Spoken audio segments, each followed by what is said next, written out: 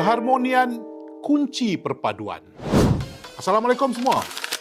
Susulan seorang individu memuat naik gambar sensitif di platform Thread, Timbalan Perdana Menteri Yang Amat Berhormat Datuk Seri Dr. Ahmad Zahid Hamidi mahu tindakan tegas diambil terhadap pelaku agar ia menjadi pengajaran sekaligus memastikan insiden sebegini tidak akan berulang.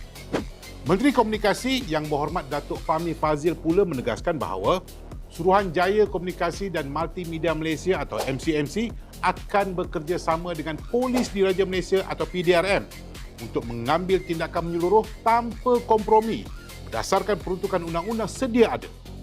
Jika sabit kesalahan, individu tersebut boleh dihukum denda maksimum RM500,000 atau penjara hingga 2 tahun atau kedua-duanya sekali.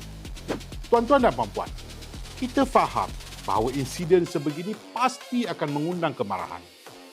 Namun itu bukanlah alasan untuk kita terus menghujat. Keharmonian dalam kemajmukan yang kita warisi daripada generasi terdahulu wajar kita pertahankan. Jalan terbaik, kita serahkan kepada pihak berkuasa. Tindakan undang-undang sedang berjalan. Keadilan pasti akan ditegakkan.